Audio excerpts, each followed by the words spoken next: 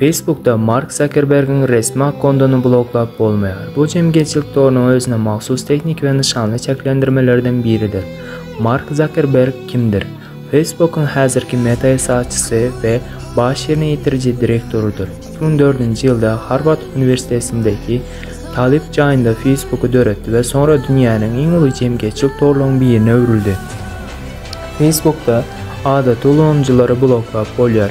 Ýöne Mark Zuckerberg'in resmi akkondy platformanyň esas dolandyryş ulgamyna baglanyşyklydyr. Şonuň üçin bloklap bolmaýan funksiýa işleýär. Bu teknik taýdan hem nişanly taýdan hem esasçynyň sesi hemşe açyk kalmagy üçin edilendi.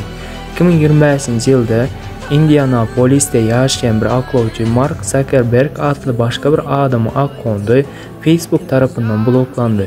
Ulgam onu meşhur Zuckerberg'in keşbine girýän diýip pikir etdi.